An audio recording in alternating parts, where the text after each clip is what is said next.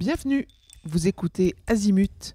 Ici, on parle orientation avec les parents qui s'intéressent à l'orientation scolaire de leurs ados.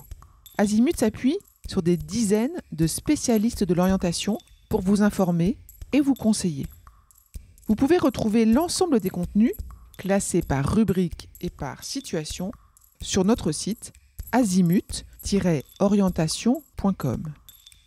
Et surtout, n'oubliez pas de vous abonner à notre newsletter. Bonne écoute. Bonjour à tous, c'est Perrine. Me voilà de retour pour un nouvel épisode de l'Hebdo de l'orientation en date du 15 mai. J'espère que vous avez, pour ceux qui ont pris quelques vacances, passé un petit pont bien agréable. Aujourd'hui, j'ai envie de vous dire « en veux-tu, en voilà ». On va parler de ressources d'orientation. Lorsque je suis arrivée à l'étape de l'orientation de ma fille aînée, Charlotte, mon premier réflexe a été d'aller en kiosque acheter le magazine L'Étudiant. C'était un incontournable de mon époque et je continuais à entendre parler de l'Étudiant à travers leur salon. Et puis quelle n'a pas été ma surprise d'apprendre que le magazine avait disparu. Bien sûr, il a été remplacé par le site web, mais j'avoue que je m'y retrouvais pas. Je le trouvais touffu, brouillon. Et son cousin, l'aspect public de l'orientation très connu, l'ONICEP, c'était un peu la même chose. Mais là, par contre, j'ai commandé des magazines sur plusieurs secteurs et je les ai trouvés intéressants. Mais néanmoins, il me manquait des outils pour comprendre et accompagner ma fille. Alors j'ai acheté des livres, j'ai regardé les réseaux sociaux, j'ai cherché des podcasts.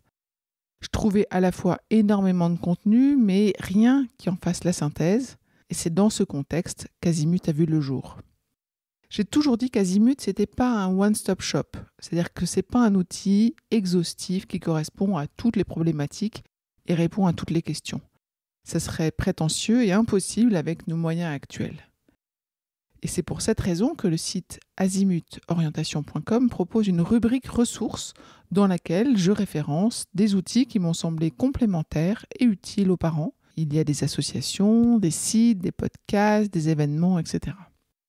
Le dernier article présente d'ailleurs un kit d'orientation pour les familles qui est proposé par DigiSchool et Pitangou. Allez vite le découvrir pour profiter de l'offre de lancement. Et vous, quels sont les autres outils sur lesquels vous vous appuyez pour l'orientation ? Dites-les-moi en m'écrivant par le site azimut-orientation.com. À présent, je voulais qu'on revienne sur cette notion de prépa post-bac, les CPGE. La prépa pour accéder aux grandes écoles, c'est la voie royale, le Graal pour certains. C'est pas une voie accessible à tous les profils d'étudiants. Je vais vous livrer une anecdote. Lorsque moi j'étais en terminale, il y a très longtemps, il y avait une prépa très réputée dans mon lycée. Et sa directrice a passé son année à me donner un dossier à remplir, c'était des dossiers papier, et à me le retirer, puis à me le rendre, pour au final me dire que j'étais pas faite pour sa prépa. Ça me faisait plutôt rire car j'avais pas du tout la prétention d'y aller, sachant que je n'avais pas les compétences requises à ce moment-là pour y arriver. En effet, on estime qu'il est préférable d'être motivé, discipliné, travailleur, résilient, capable de gérer son stress, etc. pour réussir et pour être heureux en classe préparatoire après le bac. Vous trouverez une rubrique tout à fait dédiée à ce sujet-là, dans lequel il y a plein d'informations sur les prépas post-bac. D'ailleurs, est-ce que vous saviez qu'il y en a aussi pour les bacs technologiques dont nous parlions la semaine dernière ? Et puis, vous y trouverez peut-être, si vous êtes curieux, un épisode qui montre la complexité des prépas scientifiques en particulier, que j'ai traité avec humour. Voilà, je vous souhaite bonne écoute et bonne découverte du monde des prépas. Troisième sujet de la journée, la connaissance de soi à travers les motivations. En fait, on parle de la connaissance de votre enfant, évidemment. Et pendant les 3 prochaines semaines, on va passer en revue quelques axes qui vous permettront d'accompagner votre enfant dans la connaissance de lui-même. Donc cette semaine, on commence par ses motivations et puis on abordera d'autres sujets dans les prochaines semaines. La motivation est difficilement mesurable, mais elle peut guider vers une orientation réussie. Dans le processus d'accompagnement de nos enfants, dans la construction de leur projet d'orientation scolaire, il est essentiel d'explorer leurs motivations profondes, extrinsèques et intrinsèques. Et c'est surtout ces dernières qui nous intéressent car elles sont stables dans la durée.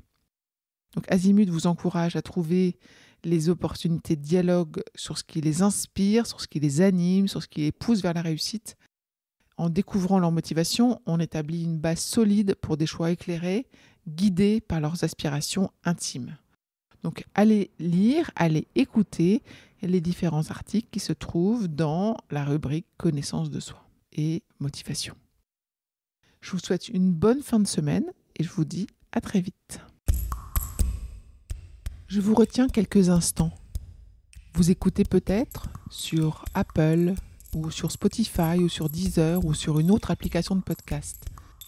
Je voulais m'assurer que vous connaissiez l'existence de notre site azimut-orientation.com. Sur ce site, les contenus sont organisés par thématique et par situation.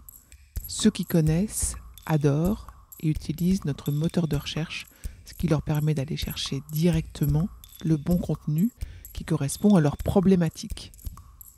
Je vous encourage à vous y connecter et n'oubliez pas de vous inscrire à notre newsletter. Merci de votre fidélité et à bientôt.